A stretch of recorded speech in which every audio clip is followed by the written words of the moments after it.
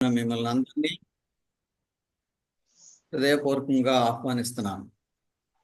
దేవుని వాక్యం చదువుకోవడానికి 5:30 గంటలకే జూమ్ లో జాయిన్ అయ్యారు. పోయిన వారం 5:30 గంటలకి మొదలు పెడతామని చెప్పాను కాబట్టి వాళ్ళు 5:30 గంటలకి వచ్చి జాయిన్ అయ్యారు. వాళ్ళ మీ యొక్క నమ్మకత్వాన్ని 5కే వచ్చాం సార్. వెరీ గుడ్, చాలా సంతోషం. మీరు దేవుని సన్నిధిలో దేవుని వాక్యం చదువుకోవడానికి సమయానికి వచ్చే వాళ్ళకి అందరికీ చాలా ప్రత్యేకమైన ఆశీర్వాదాలు లభిస్తాయి. ఈరోజు మీ అందరికీ ప్రత్యేకమైన ఆహ్వానం. చాలా గొప్ప పాఠం ఈరోజు మనం చదువుతాం. ప్రార్థన అనేది ఎలాగూ ఉండాలో, ప్రార్థన ఎలాగూ చేస్తే దేవుడు జవాబు చెప్తాడో అనేది మనము నేర్చుకుంటాం. సో ఈ రోజు మన ఈ కార్యక్రమంలో, ఈ పాఠంలో పరిశుద్ధ లేఖనాల్లో ఉన్న అమూల్యమైన వాక్య భాగం దానియేలు గ్రంథము 10వ అధ్యాయం. తరచుగా ఇది చదివేది కాదు, ఎవరు చదవరు, ఎవరు బోధించరు ఇది. అయితే మేము దానియేలు గ్రంథం మీద అధ్యయనం చేయటం వల్ల, దానియేలు గ్రంథం బోధించడం వల్ల దీన్ని బాగా పరిశీలనగా చదువుకుంటాము, దీన్ని బోధిస్తాం. దానియేలు ఆయన 70 సంవత్సరాలు బానిసగా బబులోను రాజ్యంలో ఉన్నాడు. ఆయన ఆశ కోరిక ఏంటంటే దేవుని ప్రజలైన వారు ఈ బానిసత్వం నుంచి విడుదల పొంది యెరూషలేము దేవాలయం కట్టుకోవాలి, తర్వాత ఈ ప్రజలందరికీ స్వతంత్రం రావాలి, తర్వాత యెరూషలేము పట్టణాన్ని కూడా కట్టుకోవాలి అని వారి గూర్చి ఆయన ఈ ప్రార్థన చేస్తాడు. ఈయన ప్రధానమంత్రిగా ఉన్నాడు ఆ దేశంలో. అప్పటికే ప్రధానమంత్రిగా ఆయన 68 సంవత్సరాలు ఉన్నాడు. 68 సంవత్సరాలు ప్రధానమంత్రిగా ఉన్న ఆయన ప్రార్థన చేస్తున్నాడు. ఎంత ఆశ్చర్యమే చూడండి. సో ఆయన ముఖ్య ఉద్దేశము, ఆలోచన అది. ఈయన ప్రార్థన చేయటానికి ఇంకొక కారణం కూడా ఉంది దీనిలో. ఏంటంటే 7వ అధ్యాయంలో దర్శనం చూశాడు, 8వ అధ్యాయంలో దర్శనం చూశాడు, 9వ అధ్యాయంలో ప్రవచనం చెప్పాడు దేవుడు. ఇవేవి అతనికి పూర్తిగా అర్థం కాలేదు. అది ప్రాబ్లం. ఇవేవి ఆయనకి అర్థం కాలేదు. కాబట్టి వీటి అర్థం ఏంటి, వీటి భావం ఏంటి అనేది ఒక ఆలోచన, దేవుని ప్రజల భవిష్యత్తు ఏమిటి అనేది ఇంకొక ఆలోచన. ఇలాగూ ఈ ప్రవక్త అయిన దానియేలు దేవుని ప్రజల కొరకు ఆయన కృషి చేస్తూ, వారి విడుదల కొరకు కృషి చేస్తూ ప్రార్థన చేస్తున్నాడు. సాధారణంగా పెద్ద పదవుల్లో ఉన్నవాళ్ళు ప్రార్థన చేయరు. మీకు తెలుసా సంగతి? అంటే పదవుల్లో ఉన్నవాళ్ళంటే నేను ప్రపంచంలో ఉన్న వాళ్ళ గురించి చెప్పట్లేదు. ప్రపంచంలో ఉన్న క్రైస్తవ సంఘంలో ఉన్న నాయకులు, అర్థమైందా? క్రైస్తవ సంఘంలో ఉన్న నాయకులు ప్రార్థన చేయరు. ఎందుకు? పెద్ద పదవులు ఉన్నారు కదా. సో దానియేలు అలా కాదు. ఆయన ఎంత పదవిలో ఉన్నా కూడా ఆయన ప్రార్థన చేస్తున్నాడు. ఇది ఈయనలో ఉన్న ఒక ప్రత్యేకత. ప్రార్థన అంటే ఏమిటో దానియేలుకు తెలుసు, ప్రార్థన ఎలా చేయాలో కూడా దానియేలుకు తెలుసు. ఇప్పుడు మనం దీన్ని అనుసరించి నడవాలండి. దానియేలు ప్రార్థన చాలా అమూల్యమైన సందేశం ఇది. ఇప్పుడు నేను జూమ్లో ఉన్న వాళ్ళని వాక్యాలు చదవమని ఎందుకు అడుగుతున్నానంటే, వాళ్ళు చదివితే మనకు వినపడుతుంది, మీరు చదివితే వాళ్ళకి వినపడదు. అర్థమైందా మ్యాటర్? వాళ్ళు చదివితే మీకు వినపడుతుంది, ఎందుకంటే వాళ్ళు మైక్ దగ్గర పెట్టుకుని చదువుతారు. మీరు చదివారు అనుకోండి, మైక్ దూరంగా ఉన్నారు కదా, వాళ్ళకి వినపడదు. అయినప్పటికీ కొన్ని వాక్యాలు మీరు కూడా చదువుతారు కానీ. సో ఆ విధంగా వాళ్ళకి ఎక్కువ మందికి వినపడటం కోసం నేను వాళ్ళని చదవమంటున్నాను. కొన్ని వాక్యాలు మనం కూడా చదువుదాం, మీరు కూడా చదువుతారు కానీ మీకు కూడా అవకాశం ఉంటుంది. చాలా అమూల్యమైన సందేశం ఇది. కరెక్ట్గా 50 నిమిషాల టైం ఉంది నాకు. 50 నిమిషాల టైంలో ఈ అధ్యాయము మ్యాక్సిమం దీన్ని కంప్లీట్ చేస్తాను. దానియేలు గ్రంథము 10వ అధ్యాయము 2వ వాక్యం చదవండి. ఆ దినముల యందు దానియేలును నేను 3 వారములు దుఃఖప్రాప్తుడనైతిని. 3 వారములు గడుచు వరకు నేను సంతోషముగా భోజనం చేయలేక ఉంటిని.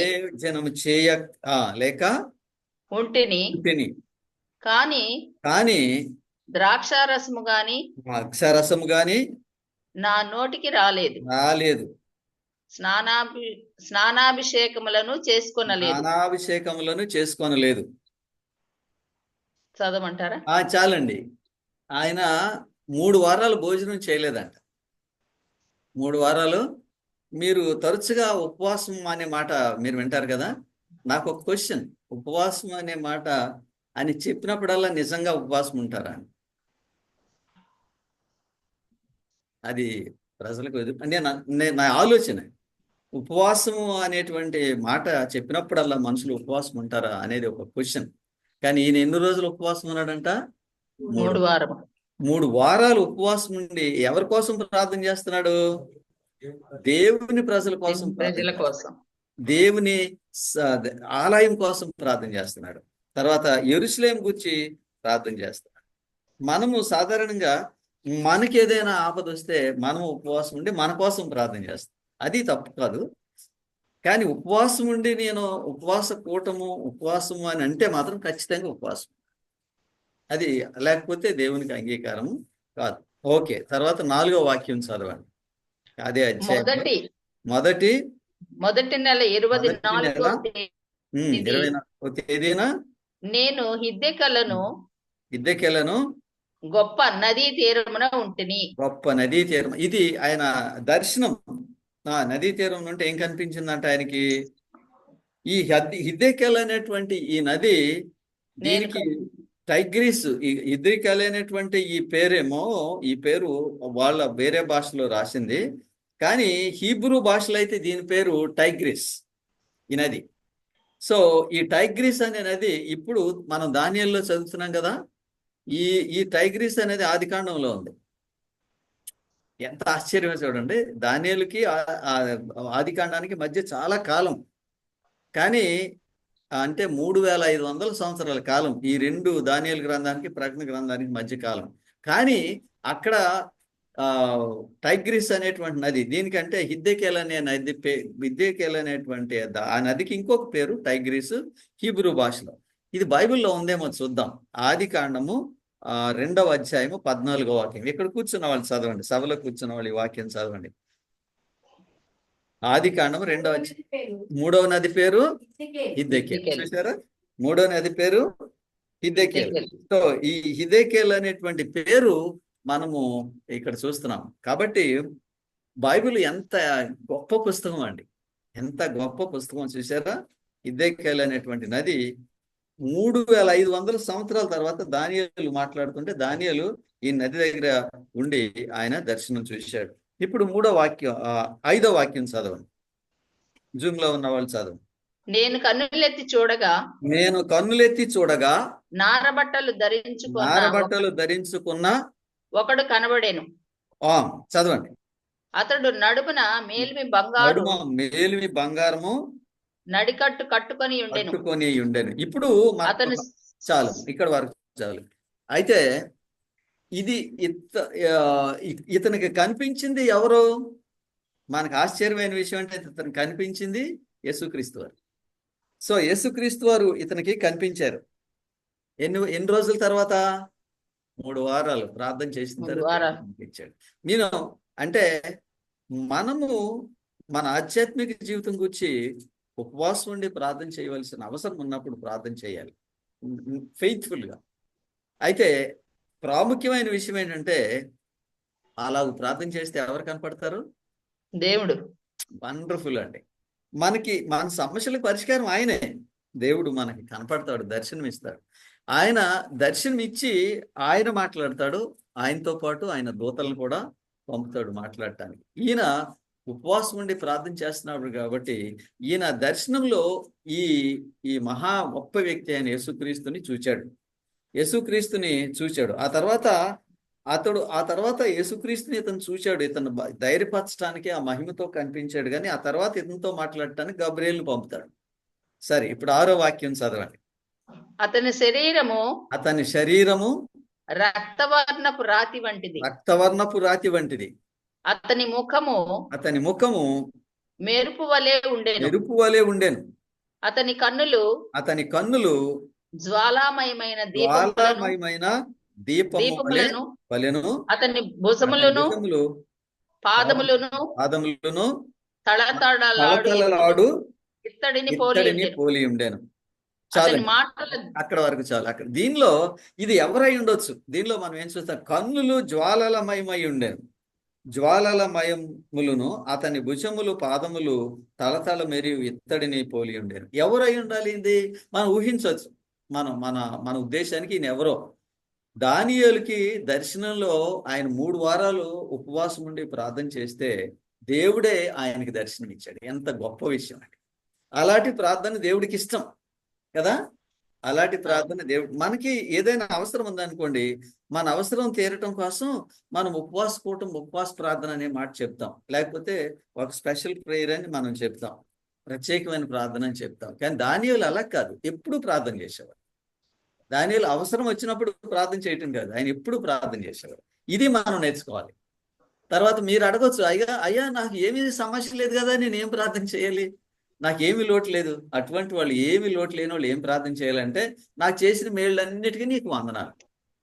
అది దేవుడికి ఎంతో మహిమ కలుగుతుంది. నాకు చేసిన మేళ్ళన్నిటికీ ఇంకొకటి కూడా చేయొచ్చు, నాకు చేయబోయేటువంటి మేళ్ళు కూడా నీకు వందనాలు. నాకు కొన్ని మేళ్ళు చేయబోతున్న భవిష్యత్తులో, వాటి గురించి కూడా నీకు వందనాలు. కాబట్టి దేవునికి మనం వందనాలు చెల్లించాలి, అవసరం ఉన్నా అవసరం లేకపోయినా. ఇంకొక మాట ఏంటంటే, మనకు అవసరం ఉన్నా అవసరం లేకపోయినా ప్రార్థన చేయాలి. ప్రార్థన చేసినప్పుడు దేవుణ్ణి మహింపరచాలి. దాన్ని ఇంగ్లీష్లో ప్రైజ్ అని చెప్పారు. ప్రైజ్. మనం ప్రార్థన చేసినప్పుడల్లా దేవుణ్ణి మహింపరచాలి. అలాగూ ఇతను మహింపరుస్తున్నాడు కాబట్టి ఎవరు వచ్చారు ఇతనికి జవాబు చెప్పడానికి? ఎవరు దర్శనంలో కనిపించారు? ఆశ్చర్యించండి, యేసు ప్రభువే స్వయంగా ఇతనికి కనిపించారు. మనకు అవసరం ఉన్నప్పుడు ప్రార్థన చేయటం కాదు, అవసరము మనకి ఏమీ లోటు లేనప్పుడు ప్రార్థన అనేది క్రైస్తవుని జీవితంలో ఒక భాగం. ఎప్పుడు? ప్రతిరోజు మనము ప్రార్థన చేసుకుంటాం. మన సమయాన్ని మనం నిశ్చయించుకుని వాక్యం చదువుకొని ప్రతిరోజు, అలా ప్రతిరోజు ప్రార్థన చేసిన వాళ్ళకి ఏమి జరుగుతుందని ఇక్కడ నేర్చుకున్నాం. దేవుడే వాళ్ళకి దర్శనమిస్తాడు, దేవుడే వాళ్ళతోటి మాట్లాడతాడు. ఓకే, ఇప్పుడు 6వ వాక్యం మనం చదువుకున్నాం. కానీ దీనిలో ఈ అతని కన్నులు జ్వాలమయమైన దీపము వలె ఉండెను, అతని భుజములు పాదములు తలతలలాడు ఇత్తడిని పోలి ఉండెను. దీన్ని బట్టి ఈ మనిషి ఎవరో మనం తెలుసుకుందాం, లేకపోతే ఈ వ్యక్తి ఎవరో తెలుసుకుందాం.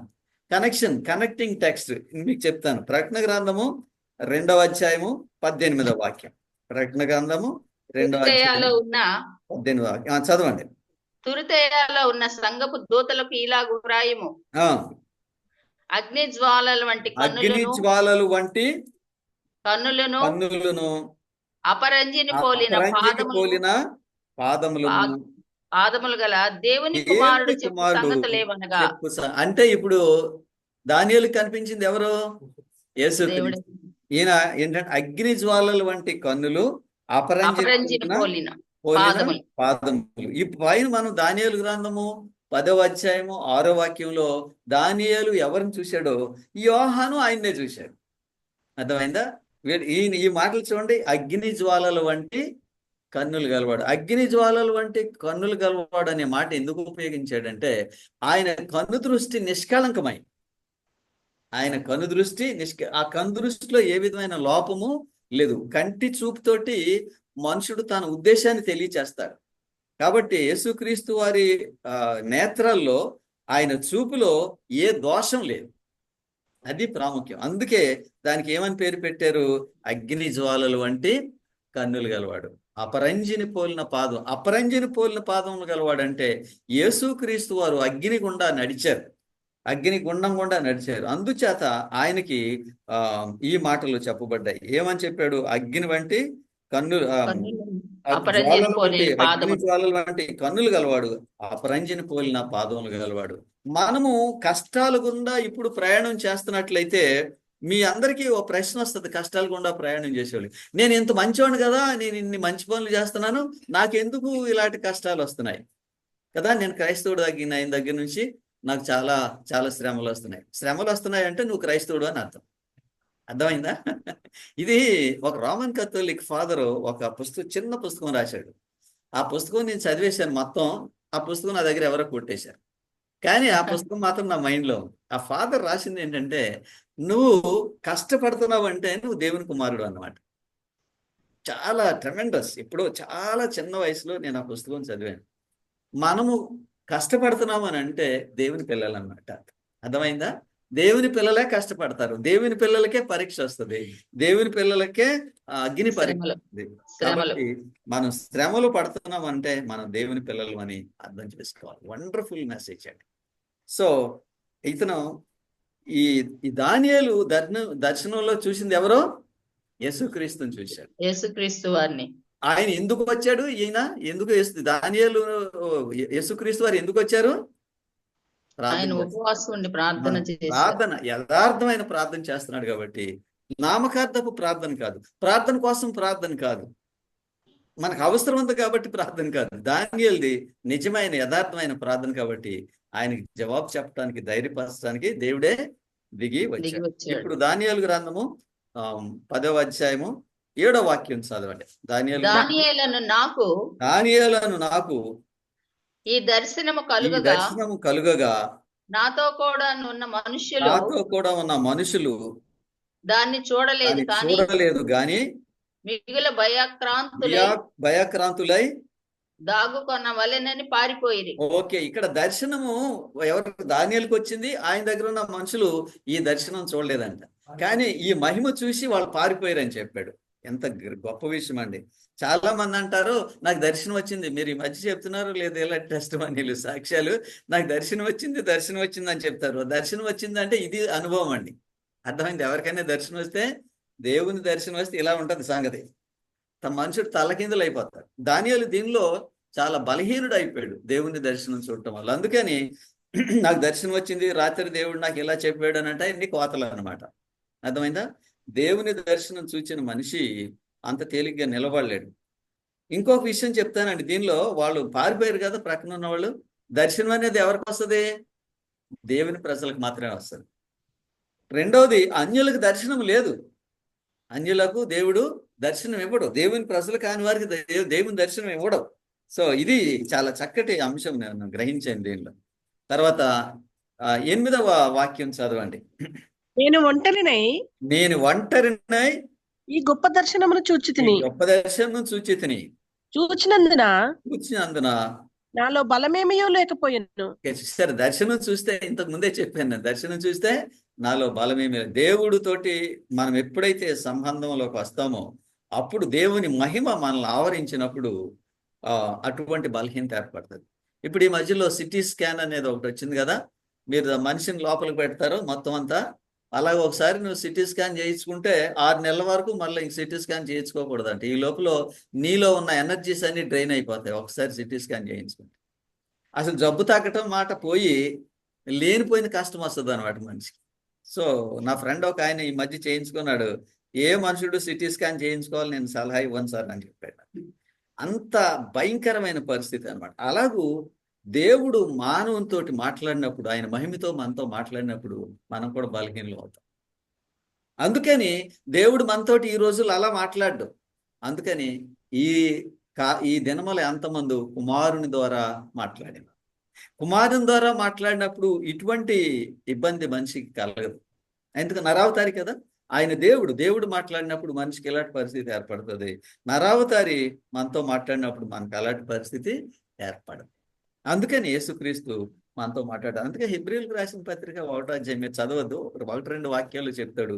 ఈ దినముల అంతమందు కుమారుని ద్వారా మనతో కుమారుని ద్వారా మాట్లాడినప్పుడు మనం ఆ విధంగా పడిపోతాం. ఓకే, 9వ వాక్యం చదవండి. దానియేలు 10:9. నేను మాటలు వింటిని, అతని మాటలు విని నేను నేలను సాష్టాంగపడి గాఢ నిద్ర పొందిన వాడు. లేవలేదండి ఆయన, సాష్టాంగపడ్డాడు. అంటే ఒక ప్రధానమంత్రి వాళ్ళ సామ్రాజ్యంలో 120 పరగణాలు అంటే 120 దేశాలు ఉన్నాయి. అంత గొప్ప సామ్రాజ్యంలో ప్రధానమంత్రి అయిన దానియేలు ఉపవాసం ఉండి ప్రార్థన చేస్తున్నాడు. ఉపవాసం ఉండి ప్రార్థన చేయటం వల్ల ఆయనలో ఉన్న బలమంతా తగ్గిపోయింది, బలహీనుడయ్యాడు. అప్పుడు దేవుని దర్శనం అతనికి కలిగినప్పుడు సాష్టాంగపడి నమస్కారం చేశాడు, కానీ మళ్ళా లేవటానికి ఆయన దగ్గర శక్తి లేదు. కాబట్టి దేవుని దర్శనము ఆయన మనకు కనిపిస్తే, అందుకే దేవుడు అంటాడు, నన్ను చూసి ఏ నరుడు బ్రతకడు అన్నాడు. కదా. మోషే అడుగుతాడు, ప్రభా నీ ముఖం నాకు చూపించి అంటే, నన్ను చూసి ఏ నరుడు బతకడు. అందుకని క్రీస్తు రూపంలో ఆయన మనతోటి మాట్లాడతాడు. ఆయన్ని మనం చూడొచ్చు, ఆయనతోటి మనం మాట్లాడచ్చు. ఓకే, ఇప్పుడు 10వ వాక్యం చదవండి. అప్పుడొకడు చేతితో నన్ను ముట్టి నా మోకాళ్లను చేతులను నేల మోపి నన్ను నిలువబెట్టి. ఓకే, ఆయన ఎలా అంటే ఆ చేతులు నేల మీద పెట్టుకొని పైకి లేచాడు. ఆ విధంగా అతన్ని లేపాడు. అప్పుడు ఆ సందర్భంలో ఆయన ఉపయోగించిన మాట, ఈ అధ్యాయంలో 2 సార్లు ఇదే మాట, ఒకే మాట ఉపయోగించాడండి. 11వ వాక్యం చదవండి. దానియేలు నీవు బహుప్రియుడవు గనుక నేను నీ యొద్దకు పంపబడితిని. ఆమేన్. ఇప్పుడు దర్శనం చూశాడు యేసుక్రీస్తుని, కానీ ఈయనతో మాట్లాడేది యేసుక్రీస్తు కాదు, దేవుని దూత అయిన గబ్రియేల్. దేవుని దూత అయిన గబ్రియేల్ వచ్చి ఈయనతోటి ఈయన ధైర్యపరచడానికి యేసుక్రీస్తు వారు వచ్చారు. ధైర్యపరిచిన తర్వాత గబ్రియేలు ఈయనతోటి మాట్లాడుతున్నాడు. ఏమని? దానియేలు నీవు బహుప్రియుడవు కనుక నేను నీ యొద్దకు పంపబడితిని. అంటే దేవునికి మనం ప్రియులం కావాలంటే ఏం చేయాలంట? ఇక్కడ ఈ పాయింట్ లో మనం ఏం చూస్తామంటే, దేవునికి ఆయన సమర్పణ బుద్ధితో ప్రార్థన చేస్తున్నాడు కాబట్టి, దేవుని ప్రజల కొరకు, దేవుని పట్టణం కొరకు, మందిరం కొరకు అతను ప్రార్థన చేస్తున్నాడు కాబట్టి, ఇతడు ప్రార్థన చేస్తున్నాడు కాబట్టి ఇతనికి ఏమని పేరు పెట్టాడు? దేవుడికి ప్రియుడు అంటే. దేవునికి ప్రియుడు కాబట్టి దేవుడు ఎంతో మాట్లాడడానికి దూతను పంపించాడు. యేసుక్రీస్తు వారే ఈయన కనిపించారు. ఆ తర్వాత ఆయన మూర్ఛల్లి పడిపెడతాడు. ఆ తర్వాత యేసుక్రీస్తు వారు ఇతన్ని బలపరచడానికి దేవుని దూతను పంపించాడు. దానియేలు నీవు బహుప్రియుడవు గనుక నేను నీ యొద్దకు పంపబడితిని. ప్రార్థన చేసే వాళ్ళందరూ గుర్తుంచుకోండి, దానియేలు వలె మనం ప్రార్థన చేస్తే దేవుడు మన ప్రార్థనకు జవాబు చెప్తాడు. మనము నామకార్థంగా ప్రార్థన చేయడం కాదు. ఇంకొక విషయం చెప్తాను, మీ అందరూ వినండి. క్రైస్తవులైన ప్రతి ఒక్కరూ వాళ్ళంతట వాళ్ళు ప్రార్థన చేసుకోవాలండి. క్రైస్తవులైన ప్రతి ఒక్కరు వాళ్ళంతట వాళ్ళు ప్రార్థన చేసుకోవాలి. ఇది హెబ్రీయులకు రాసిన పత్రిక 4వ అధ్యాయము. మనమందరము కృపా సన్నిధికి, కృపాసనమునకు వస్తామని చెప్పి ప్రతి క్రైస్తవుడు, పాస్టర్ గారి డ్యూటీ ఏంటంటే నేను ప్రార్థన చేస్తాను అని చెప్పడం కాదు, మీరు ప్రార్థన చేయండి అని ప్రార్థన నేర్పించాలి. కొన్ని చిక్కు సమస్యలు ఉన్నప్పుడు, కొన్ని కష్టమైన పరిస్థితులు ఉన్నప్పుడు పాస్టర్ గారిని అడగటం సమంజసం. కానీ ప్రతి విశ్వాసి ప్రార్థన చేసుకోవాలి. దానియేలు దగ్గర నుంచి మనం నేర్చుకునేటువంటి పాఠం అది. ఓకే, దీనిలో మనము ఇప్పుడు 11వ అధ్యాయంలో 2వ భాగం ఉందండి, అది చదవండి. నీవు లేచి నిలువబడి నేను నీతో చెప్పు మాటలు తెలుసుకొనుము. అతడి మాటలు నాతో చెప్పగా నేను వణుకుచూ నిలవబడితిని. ఓకే, దేవుని సన్నిధిలో దేవుడు దర్శనమిస్తే ఎలా ఉంటుందో వణుకుచూ నిలవబడితిని. దానియేలు ఇప్పుడు వయసు ఆయనకి, నా క్యాల్కులేషన్ ప్రకారం ఈయన వయసు 88 సంవత్సరాలు. మేబీ 1 సంవత్సరం ఎక్కువ ఉండొచ్చు, 1 సంవత్సరం తక్కువ ఉండొచ్చు. 88 సంవత్సరాలు. ఎందుకంటే బబులోనికి వచ్చినప్పుడు అతని వయసు 18, ఇప్పుడు 70 సంవత్సరాలు అయిపోతున్నాయి. అంటే అతని వయసు 88 సంవత్సరాలు. 88 సంవత్సరాల వయసున్న ఈ మనిషికి దేవుడు అంటున్నాడు నీవు బహుప్రియుడు అని చెప్పాడు. ప్రతి మనిషి ఎవరైతే యథార్థంగా ఉంటారో, ఎవరైతే యథార్థంగా పనిచేస్తారో వాళ్ళకి దేవుడు ఈ బిరుదిస్తాడు, నువ్వు యథార్థవంతుడు అని. ఓకే, సరే, ఇప్పుడు మనం 12వ వాక్యం చదువుదాం. అప్పుడతడు శ్రీజ చదువు. అప్పుడతడు దానియేలు భయపడకు, నీవు తెలుసుకొనవలెనని నీ మనస్సును అప్పగించి దేవుని ఎదుట నిన్ను తగ్గించుకొనిన ఆ మొదటి దినము మొదలుకొని నీవు చెప్పిన మాటలు వినబడినవి గనుక నీ మాటలను బట్టి నేను వచ్చి తిని. ఓకే, ఇందులో ఇంతవరకు దానియేలు మాట్లాడిన మాటలు ఏమైనా చూసామండి మనం? ఇప్పటి వరకు మనం 12 వాక్యాలు చదివాం. 12 వాక్యాల్లో దానియేలు ఏమైనా మాట్లాడా? మాట్లాడుతున్నాడు ఏంటి? ఏం మాట్లాడలే. దానియేలు ఏం మాట్లాడలేదండి. కానీ దానియేలు ఆయన మాటలు బయటికి చెప్పలేదు. 3 వారాలు మాటలేం కానీ ఈ మాటలు దేవుడికి విన్నాడంట. అందుకని నేను ఎప్పుడు చెప్తానండి, ప్రార్థన మైక్లో చేయవలసిన అవసరం లేదండి, మనసుతో చేయాలి. మన మనసులో అనుకుంటే ఆయనకి తెలిసిపోతుంది. ఇక్కడ ఎంత ఇంట్రెస్టింగ్ చూడండి. ఈయన 3 వారాలు దేవుని సన్నిధిలో ఉపవాసం ఉండి ప్రార్థన చేశాడు. ఆయన ప్రార్థన చేస్తున్నాడు అని నాకు తెలుసు, కానీ ఆయన ఒక్క మాట కూడా చెప్పలేదు. ఈ మాటలన్నీ ఆయన మౌనంగా తనలో తాను ప్రార్థన చేసుకుంటున్నాడు. అది ఇక్కడ ప్రాముఖ్యమైన పాయింట్. ఆయన ఈ మాటలు ఏమీ బయటికి చెప్పలేదు, నీ మాటలు వినబడ్డాయి అన్నాడు. మనం అందరం అసలు ఎంత వండర్ఫుల్ అండి ఇది. మీరేం మాటలేం చెప్పక్కర్లేదు దేవుడికి. మీ మనసులో ప్రార్థన చేసుకుంటే ఆయన మన ప్రార్థన వింటాడు.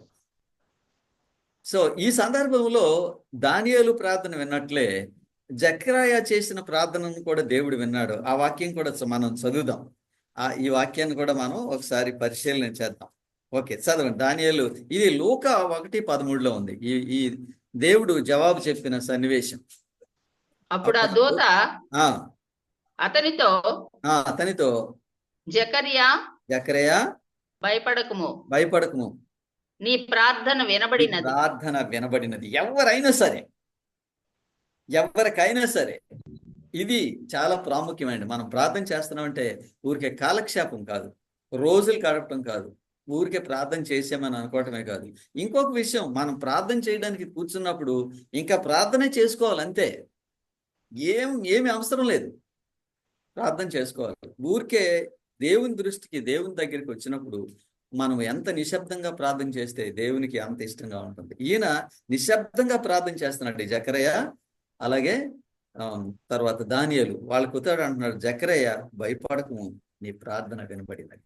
అసలు ఈ మాటలు దేవుడు ఎవరితో చెప్తున్నాడు? ప్రార్థన చేసే మనుషులతో చెప్తున్నాడు. మనం ప్రార్థన చెయ్యాలి అంటే, మన ప్రార్థన దేవుడు వినాలంటే, నేను మీకు ఇంకొక వాక్యం చదువుతాను. అపోస్తుల కార్యములు 10వ అధ్యాయము 2వ వాక్యం. అపోస్తుల కార్యములు 10వ అధ్యాయము 2వ వాక్యం. అతడు తన ఇంటి వారి అందరితో కూడా దేవుని యందు భయభక్తులు గలవారై ఉండి ప్రజలకు బహు ధర్మము చేయుచు ఎల్లప్పుడూ దేవునికి ప్రార్థన చేయువాడు. పగలు ఓకే, దీనిలో మనం ఏం చూస్తామంటే, ఇతను ఈ ప్రార్థన చేసే ఆయన కొర్నేలి అనే ఒక శతాధిపతి. ఈయన సిజరి అనేటువంటి పట్టణంలో ఉంటాడు. అతడు భక్తిపరుడు.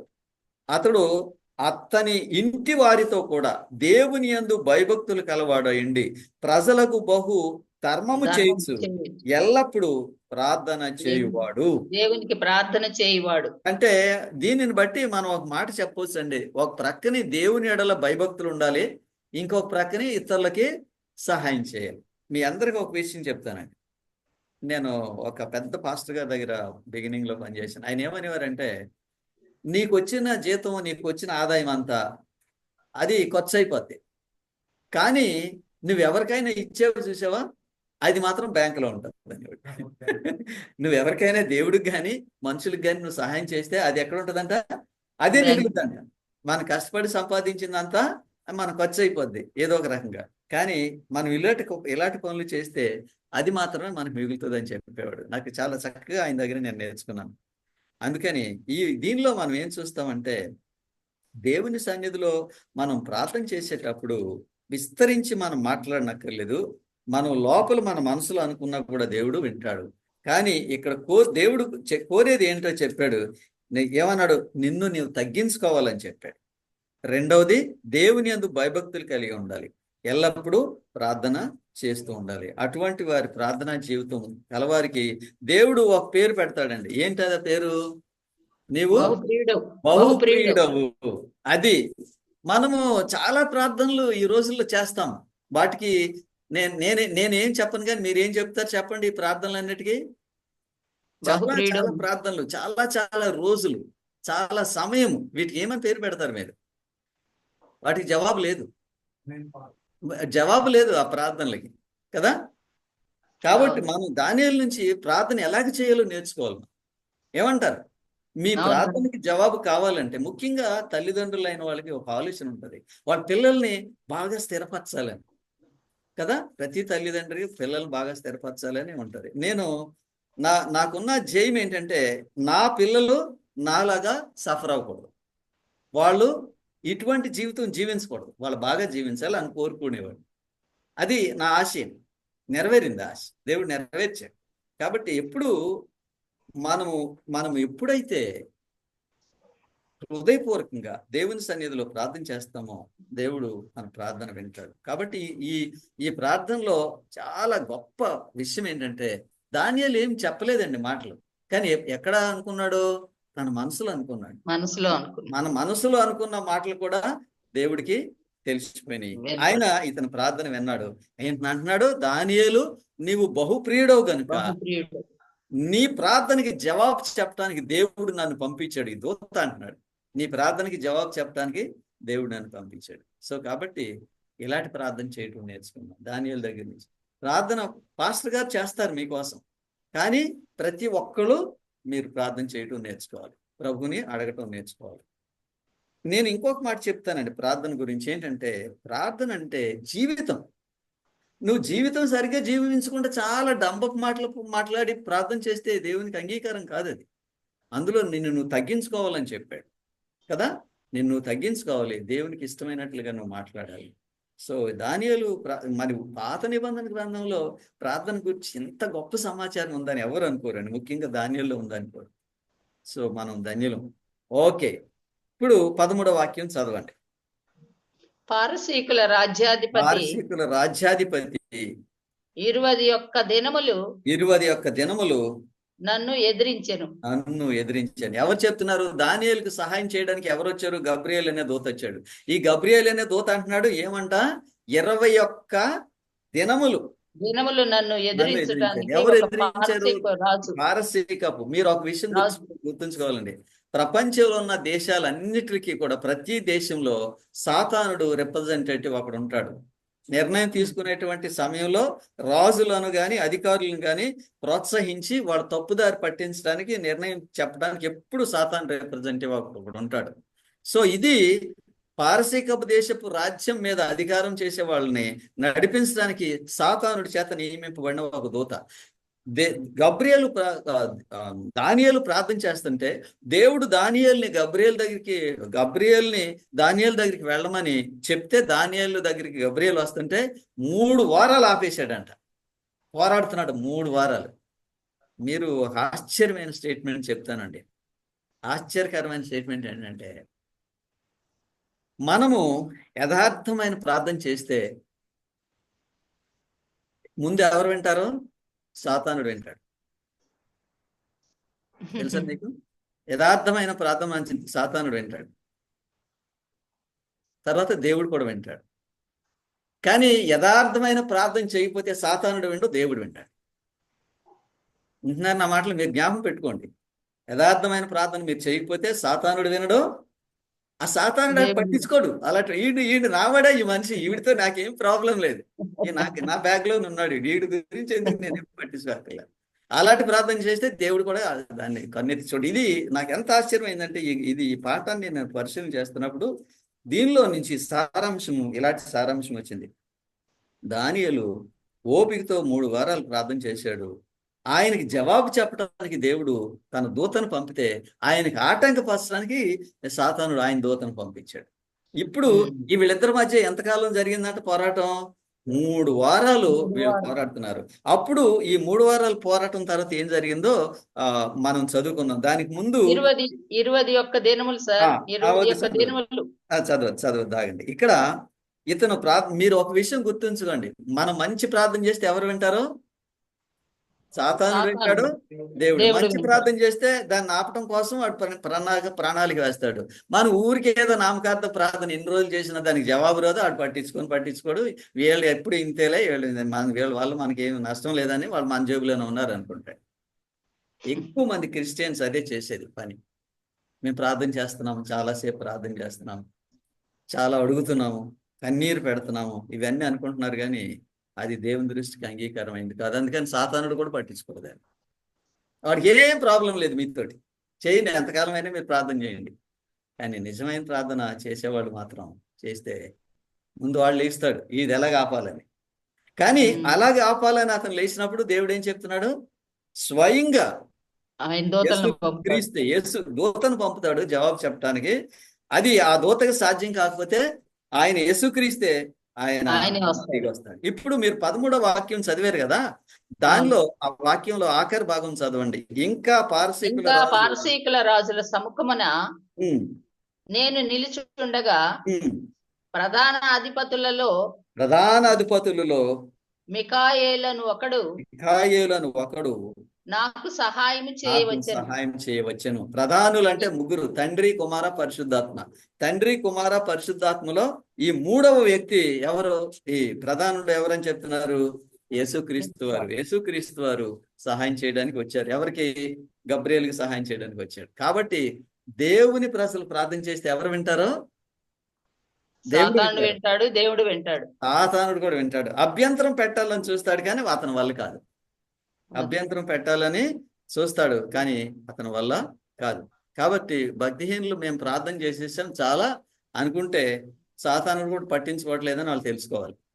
దానికి ఏం వాల్యూ లేదు ఆ ప్రార్థనకి. మీరు ఎన్ని పిల్లి మొగ్గలేండి, ఎన్ని చేయండి, ఎన్ని కార్యక్రమాలైనా చేయండి, ఎన్ని రోజులైనా చేయండి, ఎంత గట్టిగా చెప్పండి, ఏ విధంగా అయినా నడిపించండి, దేవునికి ఇష్టం లేని ప్రార్థన దేవుడు వినడు, సాతానుడు వినడు.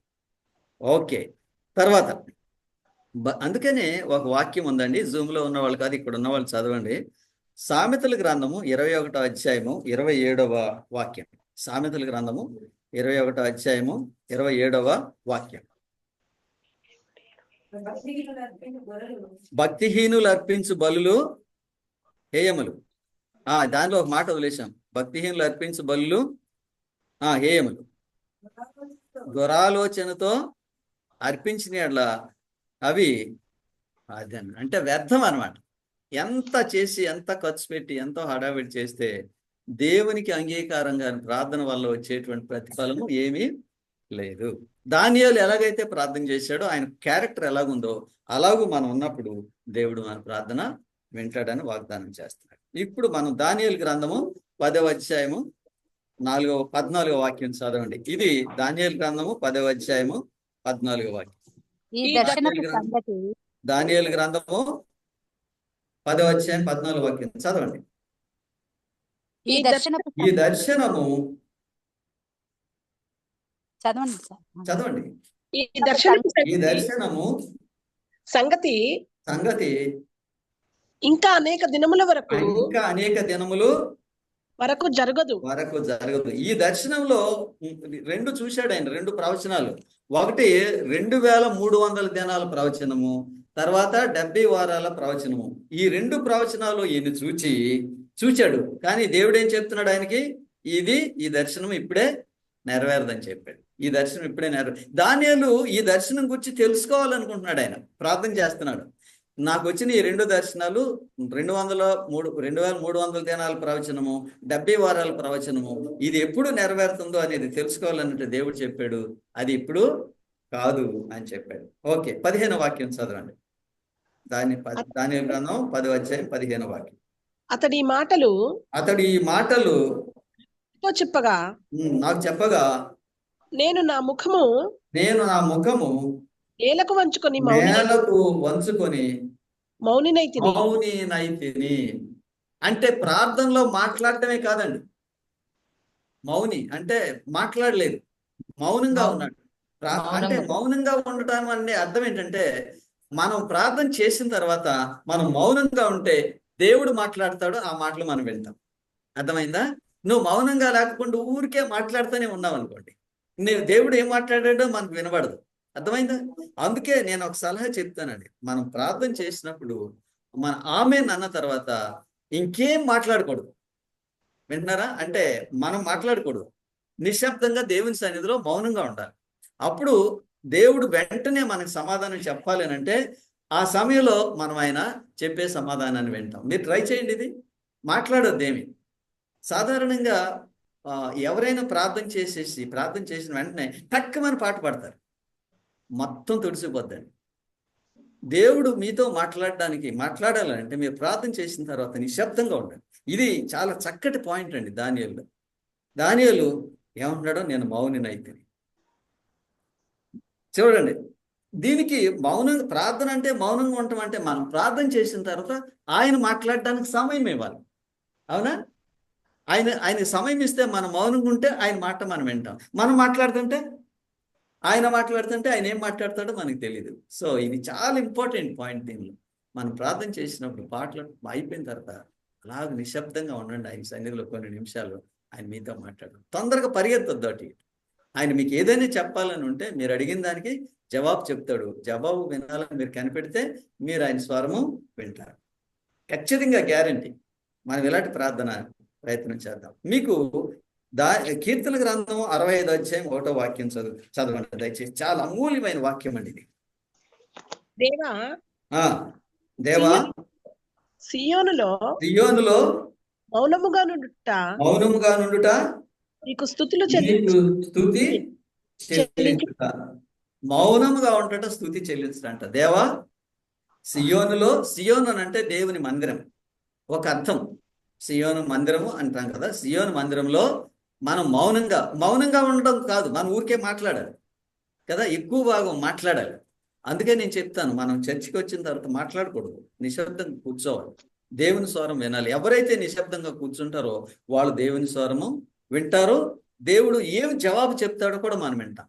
కొన్నిసార్లు నేను అనుకుంటాను, నా అనుభవంలో ప్రార్థన చేసేసిన వెంటనే దేవుడు జవాబు చెప్పేశాడండి చాలాసార్లు. అక్కడ ప్రార్థన చేసుకుంటాను ఆ గదిలో, అక్కడి నుంచి ఇక్కడికి వచ్చేటికి నాకు జవాబు వచ్చేసింది. నేను దేవుని గురించి ఒక వాక్యం అడుగుతున్నాను, నాకు ఏదైనా ఒక సమస్య పరిష్కారం అడుగుతున్నాను, ఇక్కడికి వచ్చేటికి చెప్పేశాడు నాకు. అందుకని మనం మౌనంగా ఉండాలి దేవుని సన్నిధిలో. దేవా సియోనులో మౌనంగా ఉండుట నీకు స్తుతి చెల్లించుట. సో ఇలాంటి మౌనంగా ఉండి చేసిన ప్రార్థన ఒకటి చదువుదామండి. ఇది 1 సమూయేలు 1వ అధ్యాయము 12వ వాక్యంలో ఉంది. 1 సమూయేలు 1వ అధ్యాయము 12వ వాక్యం చదవండి. ఏలయనగా హన్నా తన మనసులోనే చెప్పుకొనుచుండెను. చాలండి. ఎవరు చూశారు ఈ మనసులో చెప్పుకుంటాం? దేవుడు. ఏలీ చూశాడు, దేవుడు చూశాడు. కానీ సాతానుడికి ఛాన్స్ లేదు ఇక్కడ. సో దేవుడు చూశాడు కాబట్టి ఆమెకు వెంటనే దేవుడు జవాబు చెప్పాడు కదా. ఆమె ఏం చేసిందంటే ఏలైనగా అన్న తన మనసులో చెప్పుకొంచుండేను. ఇదే అండి ప్రార్థన. మనం ఏదో పెద్ద శబ్దంతో మనం ప్రార్థన చేయక్కర్లేదు, మనసులో అనుకుంటే దేవుడు వింటాడు. హన్నా ప్రార్థన ఎంతకాలం చేసిందండి? హన్నా ప్రార్థన బైబిల్ చదివేవాళ్ళు ఒకసారి 15 సంవత్సరాలు ప్రార్థన చేసింది. ఒకటే పాయింట్. ఏమిటా పాయింట్? కుమారుడు కావాలని ఒకే పాయింట్. 15 సంవత్సరాలు ప్రార్థన చేసింది. అందులో ఎక్కువ ప్రార్థన ఆమె నోటితో చెప్పలేదు, మనసులో చెప్పుకుంది. మనం ఇంట్లో నలుగురు మనుషులు ఉన్న దగ్గర మనం అక్కడ ప్రార్థన చేయలేం బహిరంగంగా. మన మనసు మీద మనం కూర్చొని, మన కుర్చీలో మనం కూర్చొని మీరు మనసులో అనుకుంటే అదే దేవునికి అంగీకారమైన ప్రార్థన. వండర్ఫుల్ అవునా కదా సార్? ఒక సందేహం. దానియేలు గ్రంథం 6వ అధ్యాయంలో ఎంత చక్కటి ప్రార్థన గురించిన వర్తమానము రాయబడింది. ఎక్స్క్యూజ్ మీ సార్, మన హృదయాంతరంగంలో చేసే ప్రార్థన సాతాను వింటాడా సార్? మన లోపల చేసే ప్రార్థన ఆయనకి తెలియదు, మన మనసులో అనుకున్నది ఆయనకి తెలియదు. మేము ఇంగ్లీష్ లో ఒకటి చెప్తాం, Satan cannot read your mind. Thank you sir. Satan cannot read your mind. అందుకనే నువ్వు మనసులో చేసుకున్న ప్రార్థన నీకు చాలా సేఫ్. ఎవరికి తెలిసింది? దేవుడికే తెలుసు. సాతానికి ఉన్న లిమిట్ ఏంటంటే మనం ఎప్పుడైతే మాట్లాడతామో వాడికి తెలిసిపోద్ది, కానీ మాట్లాడకుండా మనసులో అనుకుంటున్నప్పుడు వాడికి తెలియదు. సో హృదయాంతరంగాలు దేవుడు ఒక్కడేనండి, సాతాను తెలియదు కదండి. ఏమంటారు? మన యొక్క హృదయాంతరంగాలు ఎరిగిన దేవుడు ఒక్కడేనండి, సాతానికి ఎరగడండి. సాతానికి తెలియదు. అందుకనే మనం హృదయంలో ప్రార్థన చేసుకోవడం చాలా మంచిది. ఏంటంటే హృదయంలో ప్రార్థన కళ్ళు మూసి చేయొచ్చండి, కళ్ళు తెరిచి చేయొచ్చండి. హృదయాంతరంగ ప్రార్థన చాలా కష్టం అండి బాబు. మీరు చెప్పిద్దా ట్రై చేస్తున్నాం కానండి. చేయండి మరి ట్రై చేయండి శ్రీనివాస్ గారు. మీరు కాన్సన్ట్రేషన్ వస్తుంది, మీకు ట్రై చేయండి. కాన్సన్ట్రేషన్ వచ్చినప్పుడే దానియేలుకి దేవదూతని ఎలా పంపించాడో దేవుడు మీకు కూడా శ్రీనివాస్ గారు కాకినాడ ప్రశ్నలో ఏంజల్ పంపుతాడు. ఓకే, మన పాఠం చదువుకుందాం, నా టైం వేస్ట్ అయిపోయింది.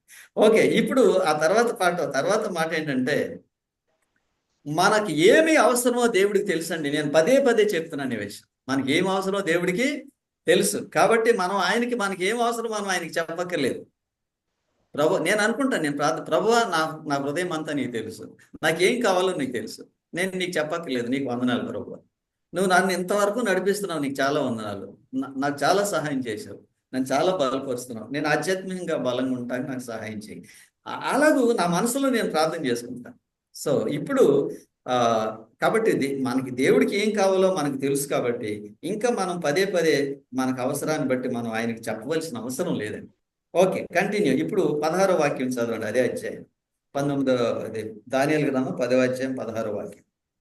నీ సేవకురాలనైన నన్ను మీరు అదులు పెట్టేసి మీరు అది ఒక్కసారి చదవాలి, అది పద్దాకి చదవకూడదు దాన్ని. ఇప్పుడు మనం దానియేలుకి వెళ్ళిపోవాలి. దానియేలు 10:16. అప్పుడు నరస్వరూపియగు ఒకడు నా పెదవులను ముట్టగా నేను నోరు తెరచి నా ఎదుట నిలిచిన వానితో ఇట్లాంటి నా ఏలినవాడా ఈ దర్శనము వలన నాకు వేదన కలిగించినందున నా బలము తొలగిపోయాను. ఆయన ఏం చెప్తున్నాడు? ఇప్పుడు ఏం కావాలి? ఈయనకి లేచి నిలబడటానికి బలం కావాలి. సో కాబట్టి దేవుడు ఏం చేశాడు? 17వ వాక్యం చదవండి.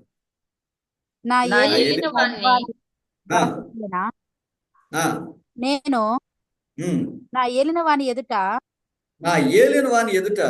ఎలాగున మాట్లాడుదును నా బలము బ్రహ్మాండం.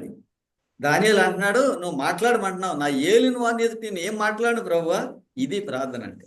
దేవునికి భయపడటం, దేవునికి లోబడటం, దేవుని చిత్త ప్రకారం జీవించటం ఎవరైతే చేస్తారో వాళ్ళకి దేవుడిచ్చేటువంటి మహా గొప్ప బలం ఏంటంటే, మహా గొప్ప శక్తి ఏంటంటే, వీటన్నిటినీ మనము సహించుకోగలుగుతాం.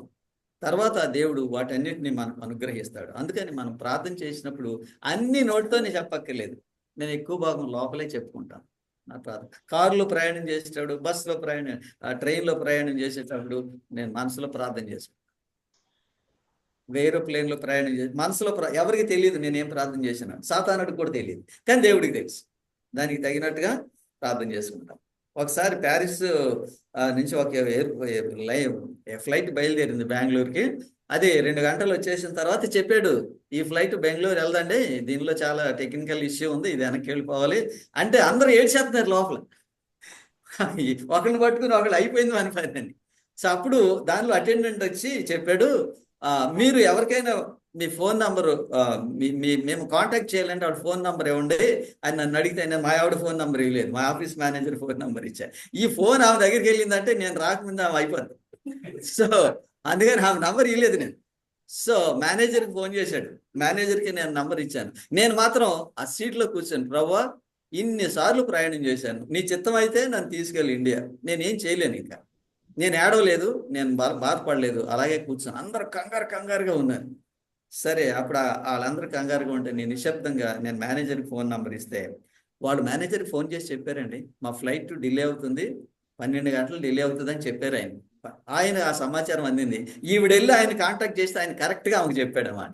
అదే మాట ఈవిడికి చెప్తే ఎలా ఉంటుంది? సరే అలాంటి పరిస్థితుల్లో నేను కంగారు పడలేదు. ప్రక్కనే భార్యాభర్తలు కూర్చొని ఒకళ్ళు పట్టుకుని అయిపోయింది మన టైం అనుకున్నాడు.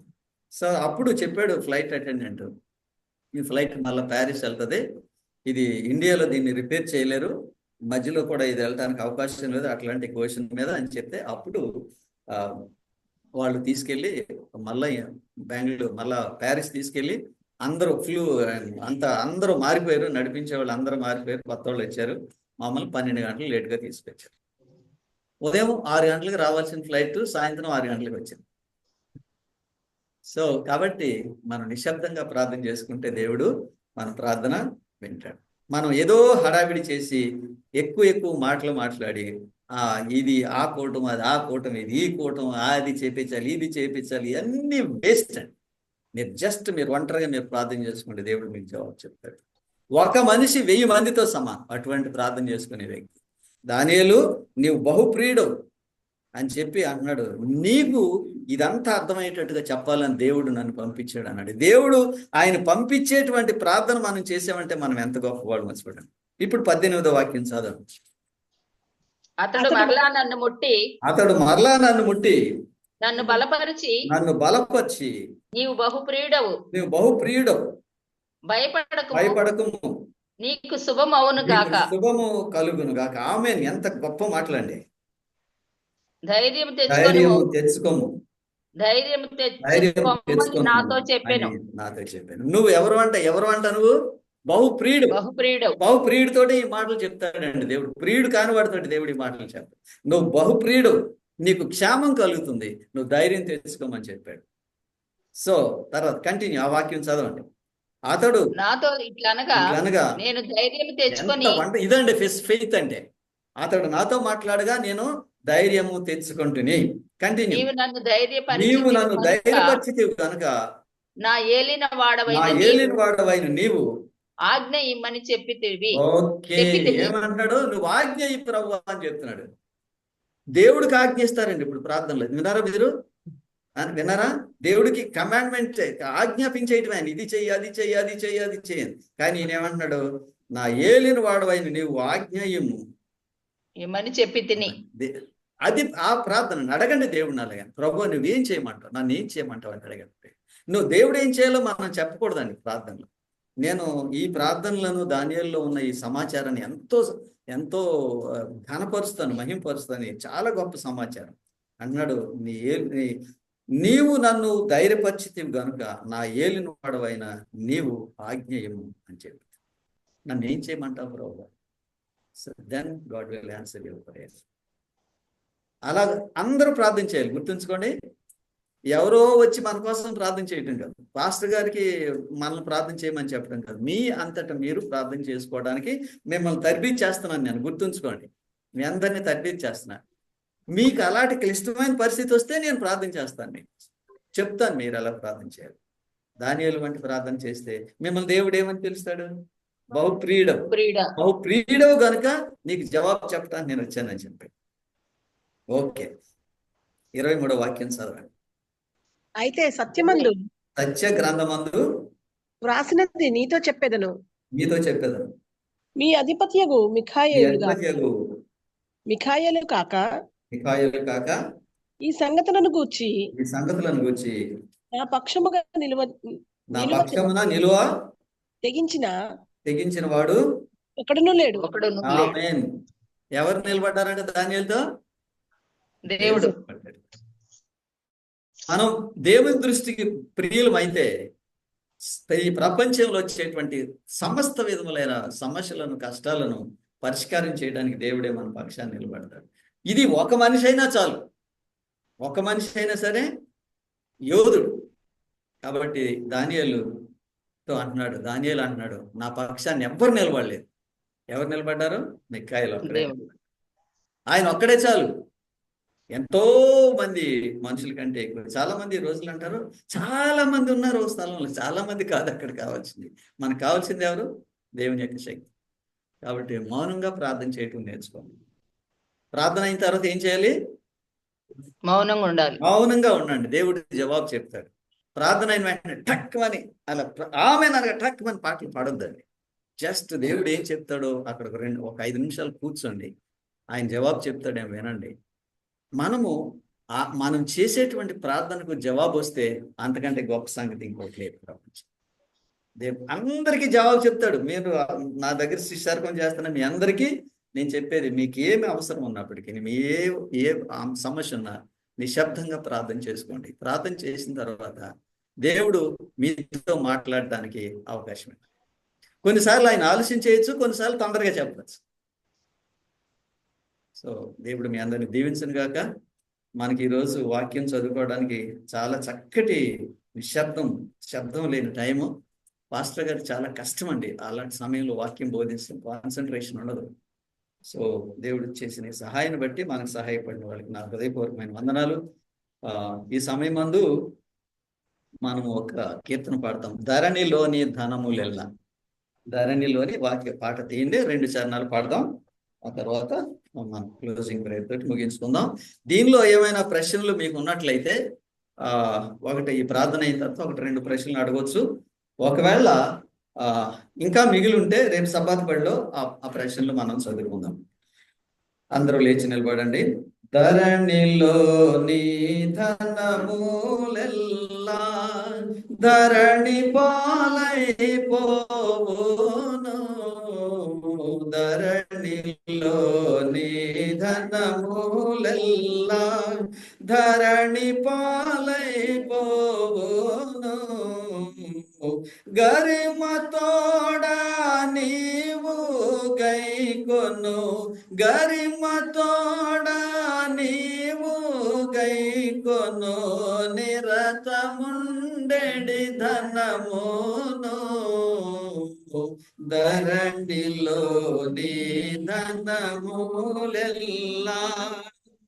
యేసునందు నిత్య జీవం విప్పుడే దేవుడిచ్చును,